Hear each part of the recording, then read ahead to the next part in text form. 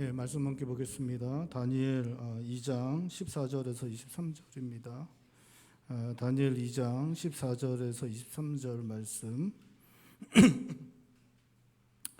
다니엘 2장 14절에서 23절 말씀 교독하시겠습니다. 그때 왕의 근위대장 아리옥이 바벨론 지혜자들을 죽이러 나가매 다니엘이 명철하고 슬기로운 말로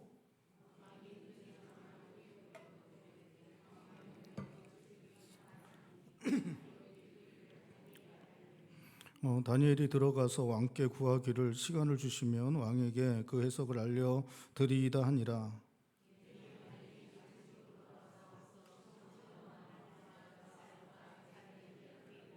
하늘에 계신 하나님이 이 은밀한 일에 대하여 불쌍히 여기사 다니엘과 친구들이 바벨론의 다른 지혜자들과 함께 죽임을 당하지 않게 하시기를 그들로 하여금 구하게 하니라.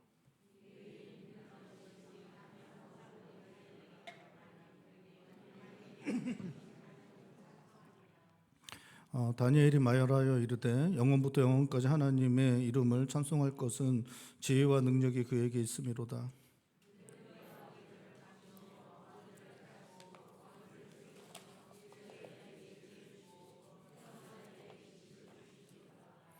그는 깊고 은밀한 일을 나타내시고 어두운 데 있는 것을 아시며 또 빛이 그와 함께 있도다. 나의 조상들의 하나님이여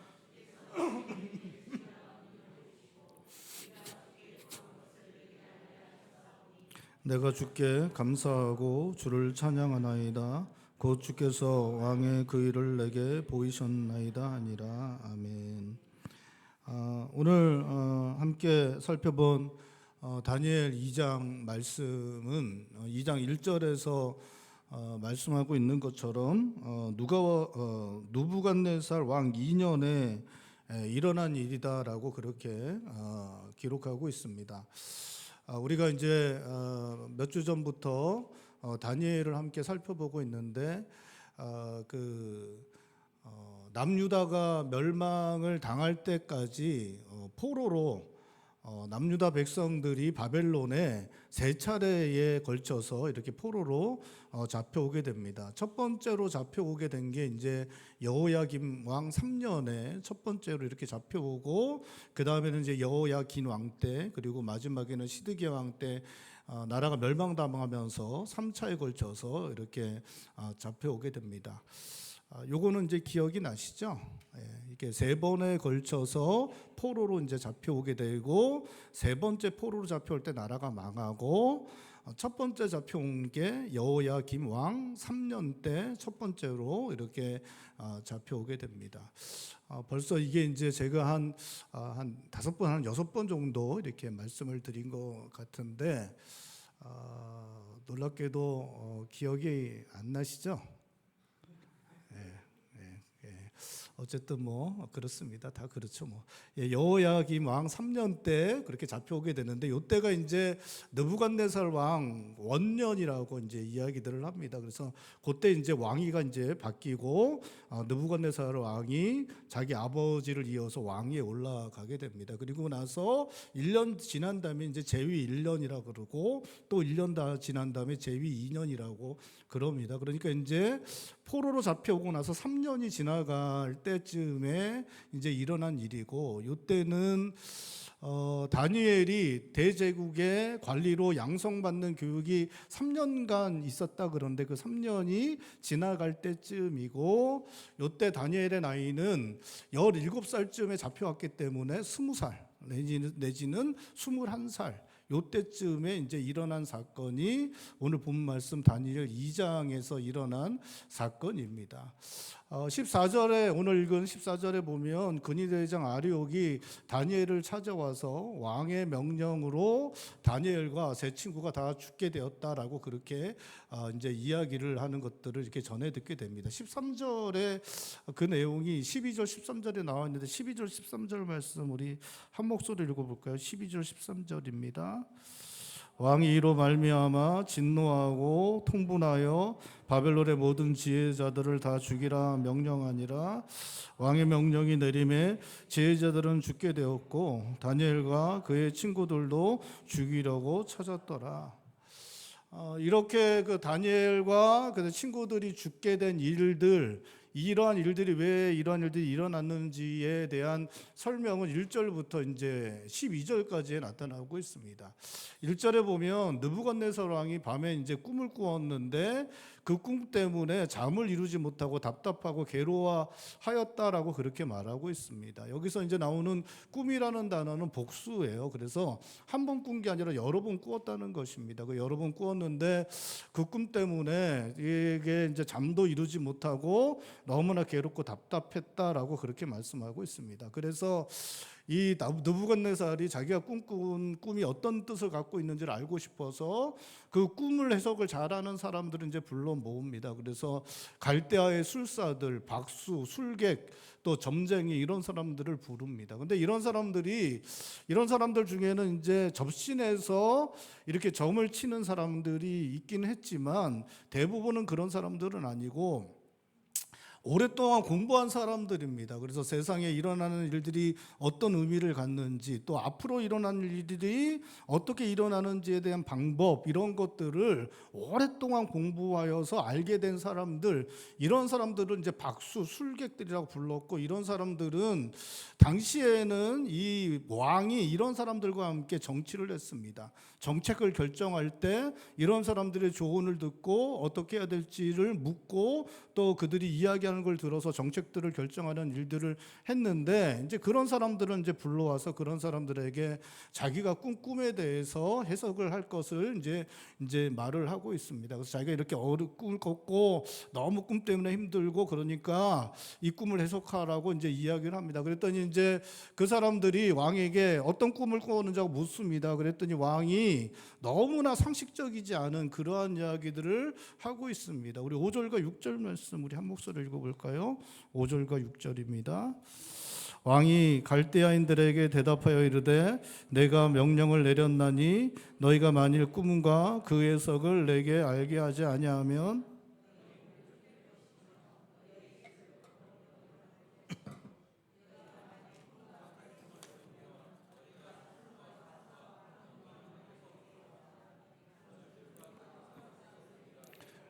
왕이 이야기하는 거가 이제 그겁니다.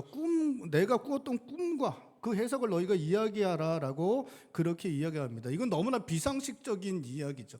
너무나 일반적이지 않은 이야기입니다. 그러니까 우리가 이제 주로 엄마한테 많이 물어보잖아요. 우리가 꿈꾼 거 그거 이제 어떤 꿈인지 물어볼 때 누구한테? 엄마한테 물어보죠. 아닌가요? 저는 하긴 저도 그렇진 않았는데 어쨌든 이게 그러면 꿈을 이제 이야기를 하죠. 내가 이런 꿈을 꿨는데 어떠냐고 이제 물어보잖아요. 근데 놀랍게도 느부갓네살 왕은 자기가 꾼 꿈을 이야기해주지 않습니다. 그러면서 너희가 내가 꾼 꿈을 맞춰라. 그리고 그 해석도 이야기해라. 그렇게 이야기를 합니다.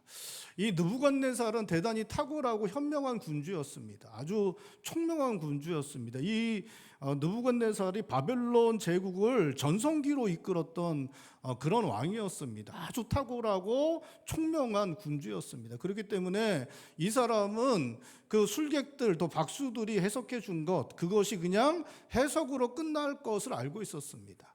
자기가 꾼 꿈은 너무나 중요한 꿈으로 여겨졌던 꿈이었습니다. 자기를 갖다가 계속 고생하게 하고 괴롭게 하고 힘들게 했던 자기가 꾼 꿈이 너무나 중요한 꿈이고 자기의 제국에 엄청난 영향을 미칠 만한 그런 꿈이라고 자기가 생각했기 때문에 이 꿈에 대한 해석이 반드시 정확해야 된다라고 생각을 했던 것 같습니다. 그리고 그것이 정확하다는 것을 보증을 받으려면 자기가 꾼 꿈이 무엇인지를 이 사람들이 이야기해 주고 그리고 그 꿈에 대해서 이야기해 주고 그것을 해석해 주면 그 해석이 맞다, 정확하다는 것을 보증받을 수 있었기 때문에 느부갓네살은 자기가 꾼 꿈을 해석할 뿐만 아니라 그 꿈이 어떤 내용을 가지고 있었는지도 알아맞추라고 그렇게 이야기를 하고 있는 것입니다. 그리고 만약 그렇게 하지 못하면 너네들 다 몸을 쪼개버릴 것이고 집은 거름덩어리로 만들어버릴 것이다 라고 그렇게 말하고 있습니다. 그리고 만약에 그것을 맞추게 되면 너희들에게 선물과 상과 영광을 주게 될 것이다, 얻게 될 것이다 그렇게 말하고 있습니다. 너무 비상식적이니까 너무 이제 일반적이지 않으니까 이 술사들과 또 박수와 술객과 또 점쟁이들이 이제 왕에게 이야기합니다. 이거는 인간이 할 수 없는 일이다라고 이야기합니다. 그리고 아무리 큰 권력을 가지고 있는 절대 권력을 가지고 있는 왕이라고 할지라도 이런 거 요구하지 않는다. 이거는 인간이 할 수 없는 일이기 때문에 아무리 절대 권력을 가지고 있는 왕이라고 할지라도 이런 걸 요구해 본 적도 없다. 이 일은 신만이 할 수 있는 일이다라고 그렇게 이야기를 하고 있습니다. 우리 10절과 11절인데 우리 한 목소리 읽어볼까요? 10절, 11절 말씀 우리 한 목소리 읽겠습니다. 갈다인들이 왕 앞에 대답하여 이르되 세상에는 왕의 그 일을 보일 자가 한 사람도 없으므로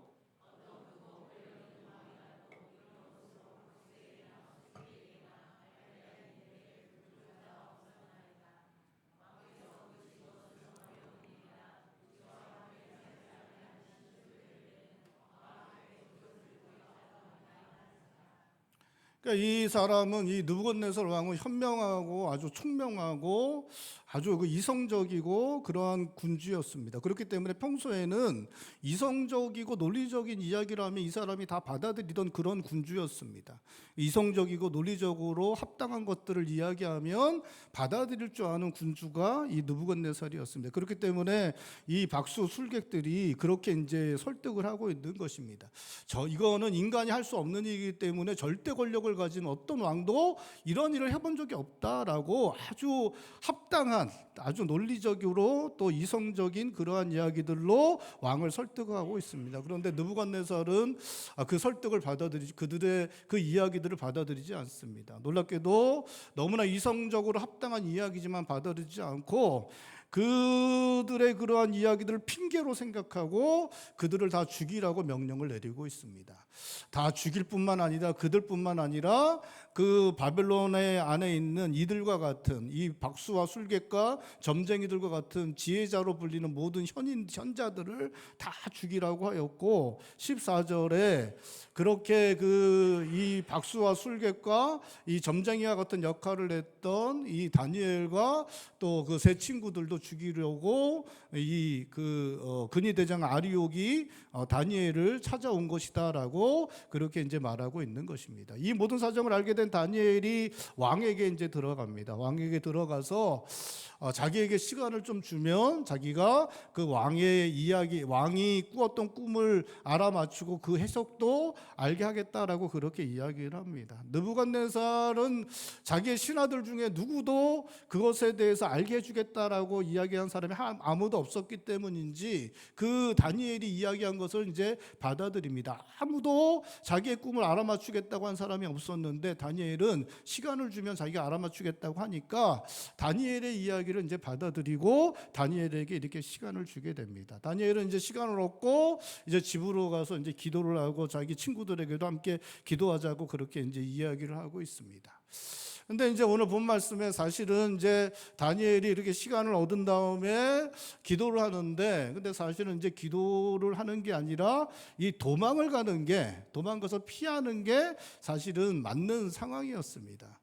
이게 이제 이 왕이 현명하고 아주 총명한 군주여서 이 지혜 있는 사람들, 현자들, 이 사람들, 인재들을 아주 귀하게 여기는 왕이었습니다. 그래서 이 사람이 그 정복한 나라에서 잡아온 포로들 중에서도 인재를 발굴해서 대제국을 함께 통치할 그러한 인재들을 길러낼 줄 아는 사람이 이 느부갓네살 왕이었습니다. 너무나 탁월하고 총명한 군주였기 때문에 인재를 귀하게 여기고 인재를 길러내는 일에 최상의 것들을 투자할 줄 아는 사람이 이 느부갓네살 왕이었습니다. 지금은 흥분하고 지금 화가 나서 그 지혜자들을 다 죽이라고 하지만 이 흥분이 가라앉고 또 이제 지혜자들이 죽어나가는 걸 보기 시작하면 어느 순간에라도 자기가 내렸던 명을 충분히 거두어 들일 수 있는 그 사람이 바로 이 느부갓네살이었습니다. 그렇기 때문에 지금 소낙비가 내릴 때는 어떻게 해야 돼요? 일단 소낙비를 피하는 게 좋은 방법입니다.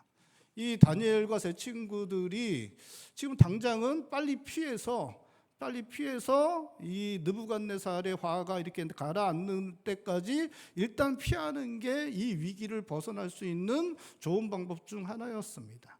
다니엘과 세 친구는 이제 막 교육 기간을 이제 졸업했다고 표현하는 게 맞는 것 같은데, 졸업하고 이제서야 처음으로 이제 관리로 등용된 그러한 상황 가운데 있었습니다.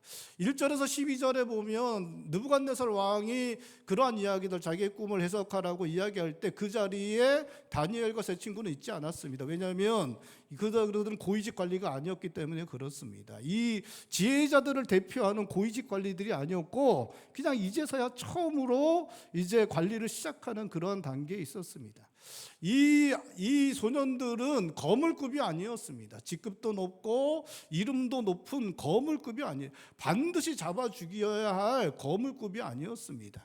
일단 피하면 그들 먼저 죽이고 그렇게 다 처리할 것이기 때문에 어느 정도는 시간을 벌 수 있고 도망가서 목숨을 구할 수 있는 그러한 상황이 이 소년들의 상황이었습니다.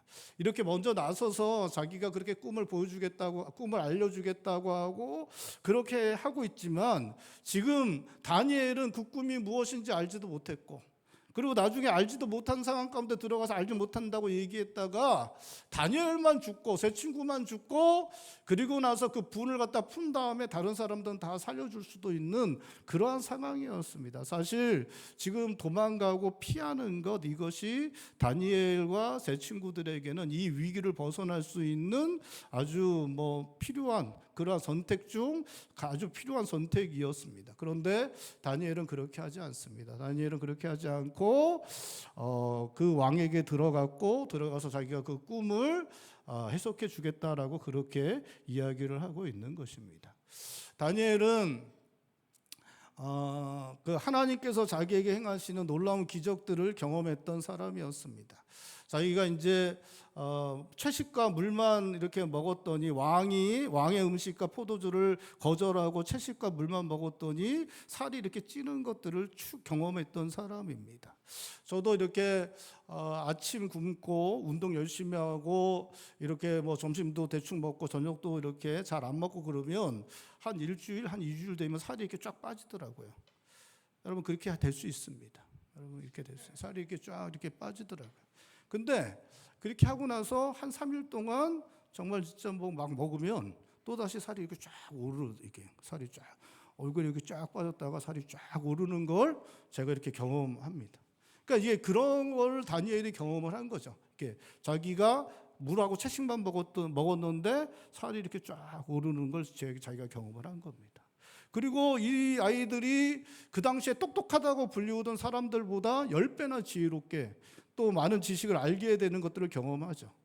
자기들이 똑똑하다고는 생각했는데 이렇게까지는 아닌데 내가 이렇게까지 똑똑한 사람은 아니었는데 너무 똑똑한 거예요. 자기가 너무 똑똑한. 이렇게까지는 아니었는데 너무 똑똑한 거잖아요. 1부터 2까지는 더하기를 할 줄 알았는데 더 이상은 안 됐었는데 그거 이제 자기가 하게 있는 거예요. 갑자기 물어보는데 다 아는 거예요. 어디 수도? 그랬더니 다 알고 막 이렇게 그런 것들이 이제 일어난 것들을 자기가 경험을 한 거죠. 그 다음에 또 꿈과 환상 같은 것도 이야기해 주면 그것들을 더 그 앞에서 다 이렇게 해석할 줄 아는 그런 것들을 이렇게 경험한 겁니다. 그러니까 얘기하면 그게 그냥 이게 떠오르는 거죠. 떠오르는 거예요. 환상을 이야기해 주면 또 꿈을 이야기해 주면 그게 이제 떠올라요. 그래서 이게 무슨 뜻을 가졌다라는 것을 떠오르는 것들 다 이렇게 스스로 경험을 한 것입니다. 그러한 모든 경험들을 3년 동안 한 거예요. 하나님께서 그 교육을 받는 3년 동안 하나님께서 자기 행하시는 놀라운 일들을 경험을 한 것입니다. 자기가 왕의 음식과 포도주를 먹지 않겠다고 결단하고 믿음으로 살기로 결단하고 하나님의 뜻을 구하면서 기도하면서 결단하고 기도하면서 그렇게 살아갔을 때 하나님께서 자기에게 행하셨던 놀라운 일들을 그렇게 경험을 하였고 그렇게 경험을 하는 중에 꿈과 환상을 해석하는 놀라운 일들을 경험하는 중에 이러한 일이 일어난 것입니다. 다니엘은 이러한 일들을 일어났을 때 하나님이 이러한 일을 행하시는 것이고 하나님의 선하신 뜻 가운데 이러한 일들을 행하시는 것이고 이러한 가운데 자기가 무엇인가를 해야 한다는 생각을 했겠습니까? 안 했겠습니까? 하게 된 것이죠. 꿈과 환상을 모든 것들을 다 해석할 줄 아는 능력을 하나님께서 주셨기 때문에 이것도 하나님께서 자기에게 해석하게 하실 것이다, 알게 하실 것이다라는 믿음이 그리고 그러한 생각이 다니엘에게 주어지게 된 것입니다. 그래서 다니엘은 도망갈 것을 선택하는 것이 아니라 성경에서 말씀하고 있는 것처럼 그 친구들에게 이야기하고 있는 것처럼 18절에 이야기하는 것처럼 자기와 자기의 친구들과 모든 지혜자들을 죽이지 않고 그들을 살리기 위해서 하나님 앞에 나아가 구하는 것을 선택하고 있는 것입니다.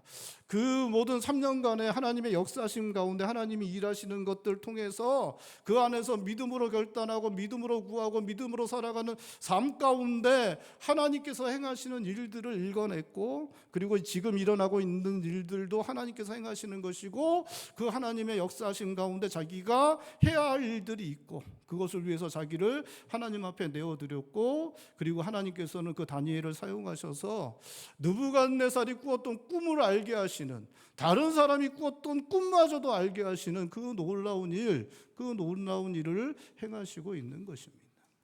여러분, 이 다니엘처럼 이렇게 일어나는 상황 가운데 상황을 읽어내고 시대를 읽어내고 이루어지는 일들, 되어지는 일들을 읽어내고 그 안에서 하나님의 선하신 뜻을 발견해내는 것, 이것을 뭐라고 이야기하냐? 영적 분별력 내지는 영적 통찰력이라고 합니다. 다니엘은 3년간의 기간 동안에 하나님 앞에 나아가 뜻을 구하고 그 뜻대로 믿음으로 결단하고 기도하면서 하나님의 역사하시는 가운데 삶을 살아냈고, 그 안에서 하나님께서 행하시는 하나님의 선하신 뜻을 헤아릴 줄 알게 되었고, 시대를 읽을 줄 알게 되었고, 이러한 일들이 닥쳐왔을 때 그가 영적 통찰력을 통하여 하나님께서 행하시는 일이 무엇인 줄 알고 자기가 어떻게 해야 되는 줄 알고, 그리고 그러한 일들을 행함으로 하나님 앞에 놀랍게 사용되어지는 일들이 일어나게 된 것입니다. 여러분, 영적 분별력, 영적 통찰력이 있는 사람들이 하나님의 뜻을 읽어낼 수 있고 하나님의 뜻대로 순종할 수 있고 하나님 앞에 크게 쓰임받을 수 있습니다. 우리 안에 영적 통찰력이 있을 수 있기를 바랍니다. 영적 통찰력은 하나님의 뜻을 구하는 사람들에게 하나님께서 허락하시는 것입니다. 하나님께 구하는 자들에게 하나님께서 영적 통찰력을 허락하십니다. 그런데 지금 여러분들 영적 통찰력을 갖고 싶으신가요? 그러면 이제 저랑 같이 기도하시죠. 그래서 기도하고 나면 영적 통찰력이 우리에게 주어질까요? 안 주어집니다. 안 주어져. 영적 통찰력은 지금 딱 기도했다고 우리에게 주어지는 게 아닙니다. 그것은 길러지는 것입니다. 그것은 길러지는. 하나님의 뜻을 구하는 사람들에게 하나님께서 그 영적 통찰력이 생겨날 수 있도록 길러지게 됩니다. 그러니까 삶 가운데 우리가 하나님의 뜻을 헤아리려고 노력하고 하나님의 뜻을 구하려고 노력하고 믿음의 삶을 살아내고 그렇게 믿음의 결단을 하는 중에 영적 통찰력이 그 안에서 길러지는 것입니다. 그 사람에게 하나님께서 허락하시는데 그 삶의 과정을 지나가야 되는 것이, 믿음의 삶의 과정을 지나가게 되면 그 안에서 하나님의 뜻을 구하는 자들에게, 하나님의 뜻을 헤아리려는 자들에게 하나님께서 시대를 읽을 줄 알고 시대 가운데 하나님께서 하시는 일들, 그 상황 가운데 하나님께서 하시는 뜻, 하나님께서 이루시는 일들, 그 일들을 보여주시고 그 영적 통찰력 가운데 그 일들을 행하게 하시고 그들을 통해서 하나님께서 놀라운 일들을 행하게 하시는 것입니다.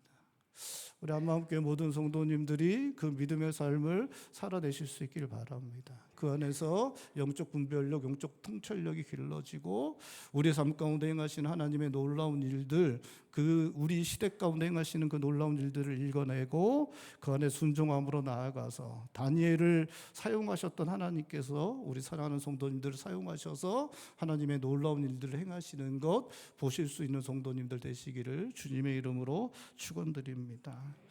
다니엘은 세 친구들에게 함께 기도하기를 요청하고 있습니다. 자신들과 바벨론의 지혜자들이 함께 죽임당하지 않게 해달라고 하나님께 기도드리자고 합니다. 다니엘과 친구들은 하나님 앞에 나아가 기도드렸고, 그러자 놀랍게도 19절에 그 은밀한 것이 밤의 환상으로 다니엘에게 나타나 보였다고 말하고 있습니다. 22절에 하나님께서 깊고 은밀한 것을 나타내셨고 23절에 왕의 그 일을 보이셨다고 말하고 있습니다. 다니엘은 하나님께서 느부갓네살 왕이 꾸었던 꿈을 알게 하셨다고 말하고 있습니다. 느부갓네살에게 꿈을 주셨던 하나님께서 다니엘에게 그 꿈을 알게 하신 것입니다. 하나님께서 꿈을 꾸게도 하시고 알게도 하십니다. 우리에게 꿈을 주시는 분이 하나님이십니다. 대제국 바벨론의 왕에게도 앞으로 하나님께서 인류 역사 가운데 행하실 일들을 꿈으로 보여주셨습니다.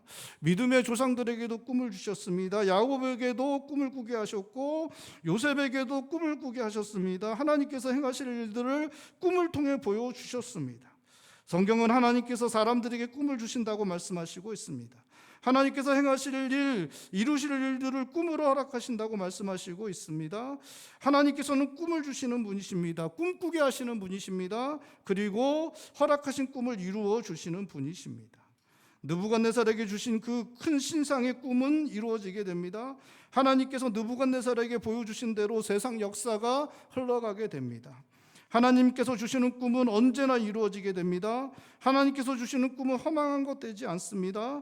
우리가 세상을 향하여 가지는 꿈은 이루어지지 않을 수 있습니다. 안개처럼 사라져버리는 것 될 수도 있습니다. 하지만 하나님 주시는 꿈은 이루어집니다. 이루어질 뿐 아니라 우리 인생을 가장 의미 있는 것으로 만들어줍니다. 하나님께서 꿈을 허락하시기를 구하실 수 있기를 바랍니다. 하나님 주시는 꿈을 꾸며 그 꿈을 위해 살고 하나님께서 그 꿈을 이루어 주시는 것 보실 수 있는 성도님들 되시기를 바랍니다. 하나님께서 주시는 꿈을 꾸는 것이 희귀한 시대가 되어버렸습니다. 다니엘처럼 요셉처럼 믿음의 사람들처럼 야곱처럼 하나님께서 주시는 꿈을 꾸는 것, 그것이 너무나 희귀한 세상이 되어버렸습니다. 우리 한마음교회 성도님들, 하나님이 주시는 꿈을 꾸며 살아가는 그런 성도님들 되시길 바랍니다. 여러분 TV에서 보여주는 것, 여러분 유튜브에서 보여주는 것, 그런 거 꿈꾸지 마시고 하나님께서 주시는 꿈을 구하고 하나님께서 주시는 꿈 때문에 마음이 설레고 하나님께서 주시는 그 꿈 때문에 힘을 얻고 하나님께서 주시는 꿈 때문에 뜨거워질 줄 알고 그 꿈을 향해서 살아내고 하나님께서 그 꿈을 이루어 주심으로 말미암아 감사하고 그래서 의미가 되는 그러한 인생을 살아내실 수 있는, 하나님 주시는 꿈이 너무나 희귀해진 이 세상 가운데 하나님께 나아가 하나님 꿈을 주십시오 구함으로 꿈꾸고 꿈을 알게 되고 꿈을 해석할 줄 알게 되고 그 꿈을 통해 역사하시는 하나님을 만나시는 우리 사랑하는 성도님들 되실 수 있기를 주님의 이름으로 축원드립니다. 느부갓네살이 꿈이 무엇인지를 알게 된 다니엘은 느부갓네살 앞으로 나아가 그가 꾼 꿈이 무엇인지를 말하고 그 꿈이 의미하는 것이 무엇인지 느부갓네살에게 말해줍니다. 진짜 놀랍죠, 그렇죠? 예? 내가 꾼 꿈을 우리 집사님이 저한테 얘기해주면 목사님 어젯밤에 그 꿈 꾸셨죠? 그러면 놀라 자빠지죠, 그렇죠? 놀라 자빠집니다. 그러니까 이 느부갓네살이 46절에 보면 다니엘에게 46절 한번 읽어보죠. 우리 46절 한 목소리 읽어보겠습니다. 46절입니다. 한 목소리 읽겠습니다. 이에 느부갓네살 왕이 엎드려 다니엘에게 절하고 명하여, 여러분 느부갓네살이 다니엘에게 어떻게 했다고요? 절했다라고 말하고 있습니다. 느부갓네살은 뭐예요? 왕입니다. 왕은 누구에게만 절해요? 왕은 누구에게만 절합니까? 신에게만 절해요. 왕이 복음을 고대부터 현대는 아니지만 왕이 해야 하는 가장 중요한 일 중에 하나가 제사 드리는 거거든요. 우리나라도 그렇고 중국도 그렇고 많은 나라들이 왕이 특별한 날이 되면 하늘에 제사를 드릴 때 그때 신 앞에는 이제 무릎 꿇고 절을 합니다. 근데 느부갓네살이 누구에게 절했냐?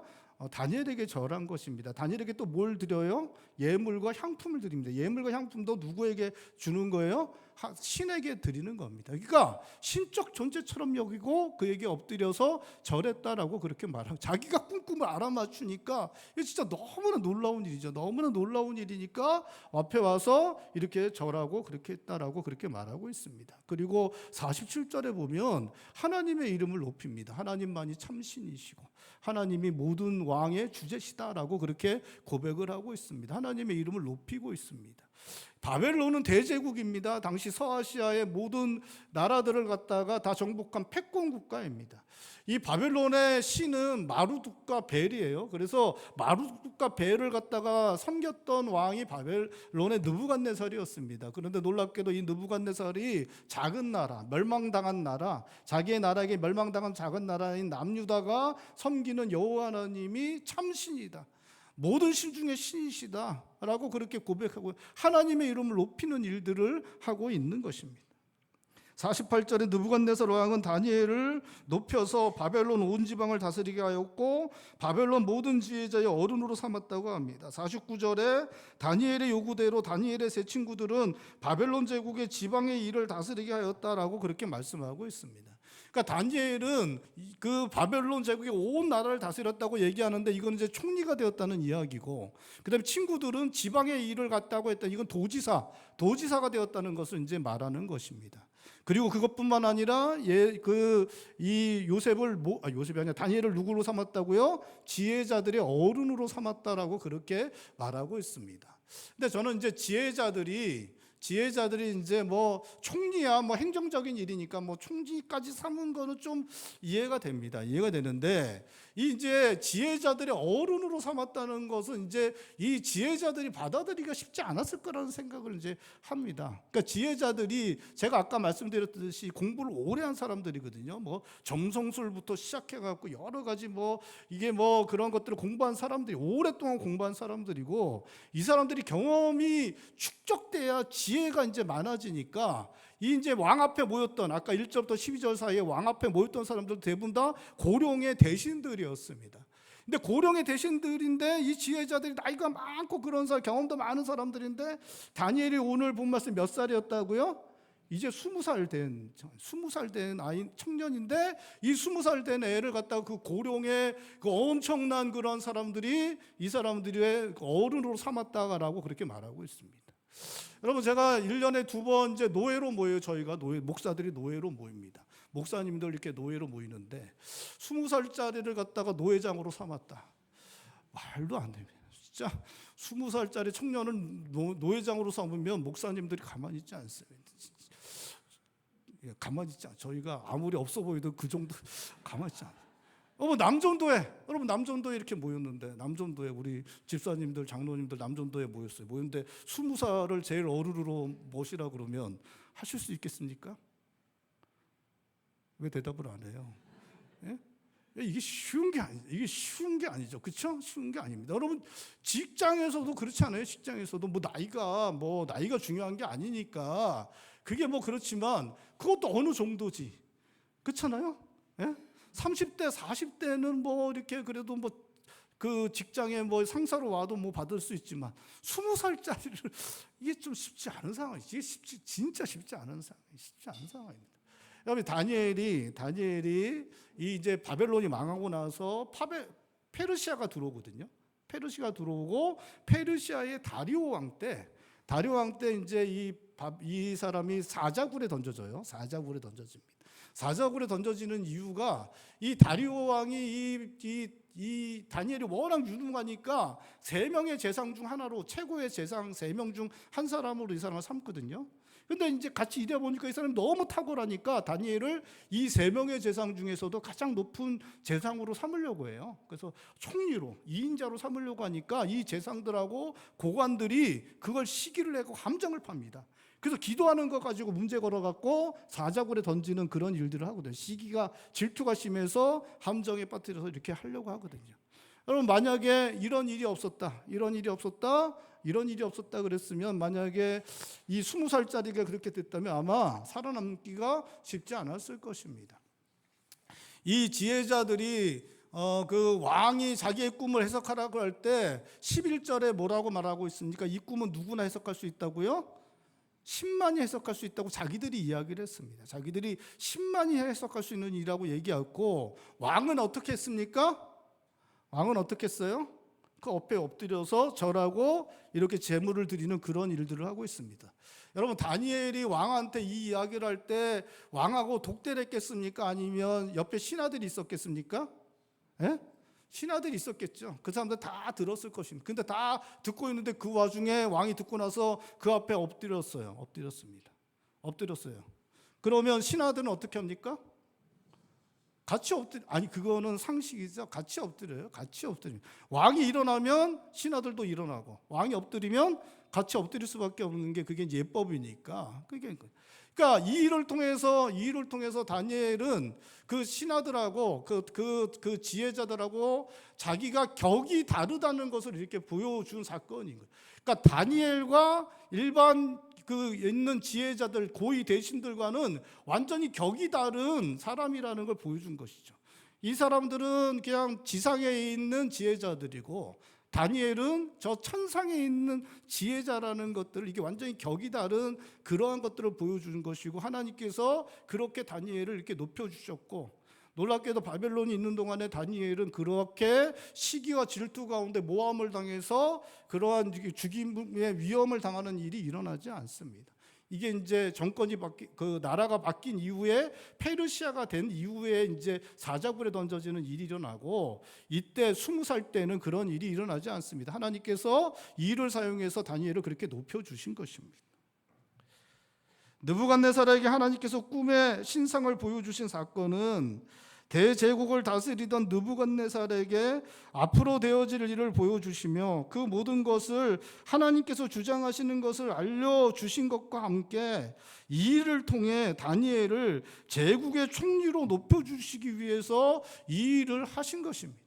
그러니까 이게 이제 2장 말씀을 이렇게 잘 읽어보면 이 일을 통해서 세계 역사가 어떻게 굴러갈 것인지를 느부갓네살에게 보여주시기 위해서 하신 것으로 우리가 읽을 수도 있지만, 더 중요한 목적은 다니엘을 높여주시기 위해서 이 일을 하신 것임을 성경은 우리들에게 보여주고 있는 것입니다. 남유다는 멸망당하였지만 하나님 앞에서 믿음으로 살아가기를 결단한 다니엘은 바벨론 제국에서 총리가 되었습니다. 다니엘의 세 친구 하나냐와 미사엘과 아사랴는 쇠를 녹이는 풀무불에서도 살아남아 제국의 고위 관료들이 되었고, 에스더는 왕후가 되었고, 모르드게는 총리가 되었고, 느헤미야는 왕의 최측근 고위 관료가 되었습니다.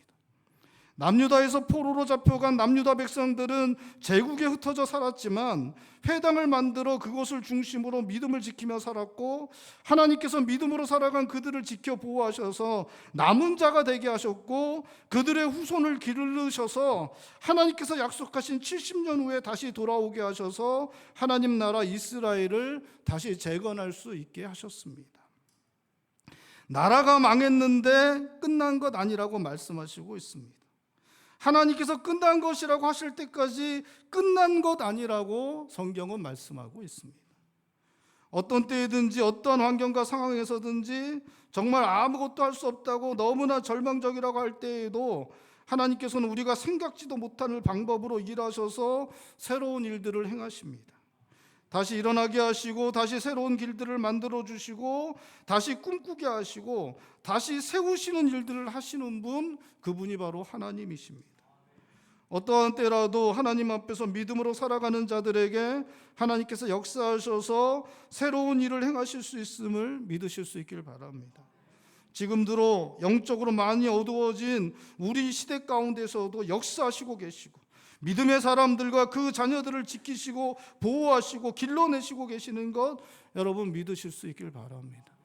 우리가 살아가는 세상, 정말 저번 주에도 말씀드렸지만 너무나 많은 것들이 너무나 빠르게 발전하고 변화되고, 우리가 살아가는 공간은 너무나 확장되고 세계가 하나가 되어져 버리고, 믿음, 영적인 그러한 것들은 너무나 어두워져서, 저는 이렇게 살아갈 때마다 어느 한순간 되면 정말 나 혼자 이렇게 덩그러니 이렇게 떨어져 있는 것 아닌가, 내가 정말 믿음의 삶을 우리 이 시대 가운데 끝까지 잘 살아낼 수 있을 것인가, 교회는 이 정말 어려운 시대에 살아남을 수 있을 것인가라는 생각을 할 때가 참 많이 있는 것 같습니다. 여러분, 이러한 때라도 다니엘과 같은 상황 가운데서라도 하나님께서 역사하시고 계신 거 믿으실 수 있길 바랍니다.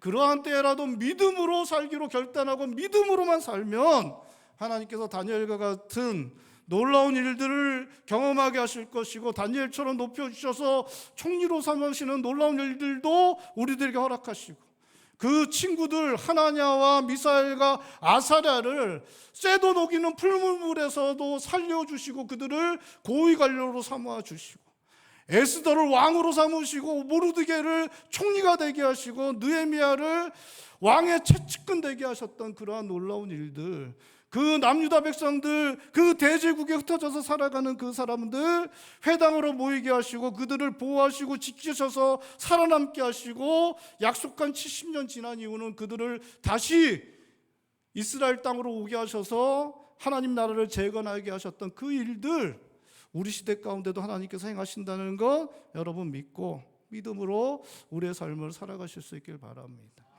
이 어려운, 믿음으로 살아가는 것 어려운 이 영적으로 어두운 이 시대 가운데도 우리도 다니엘처럼 믿음의 삶을 살아내서 우리 한마음교회, 우리 사랑하는 성도님들이 다니엘과 그 시대의 남은 자들처럼 하나님 앞에 크게 사용되어지는 우리 한마음교회 사랑하는 성도님들 되실 수 있기를, 그 가정들 되실 수 있기를 주님의 이름으로 축원드립니다. 기도하시겠습니다. 우리 시간에 기도할 때 하나님, 우리도 참 다니엘처럼 어려운 시대를 살아가고 있습니다. 하나님, 참 우리가 믿음으로 살아가는 것이 참 쉽지 않은 시대이지만, 우리도 그렇게 믿음으로 살기로 결단하고 믿음으로 살아가면 나라를 잃어버리고 그렇게 외국에서 홀로 되어져 있는 그런 상황 가운데서도 하나님께서 지키시고 보호하시고 놀라운 일들 행하사 그를 높이시고 그를 견디게 하시고 또 다시 일어서게 하시고 새로운 일들을 행하게 하시는 그 하나님을 믿음으로 바라보면서 우리 시대에도 다니엘과 같은 사람들로 우리 한마음교회 성도님들 될 수 있도록, 우리가 그렇게 믿음의 삶을 살아낼 수 있도록 주님 도와주시옵소서. 우리가 이렇게 믿음의 삶을 살아낼 때 다니엘에게 역사하셨던 그 하나님을 만나는 일들이 우리 가운데도 일어나게 하여 주시옵소서. 이 시간에 한 목소리와 함께 기도하겠습니다. 기도합니다.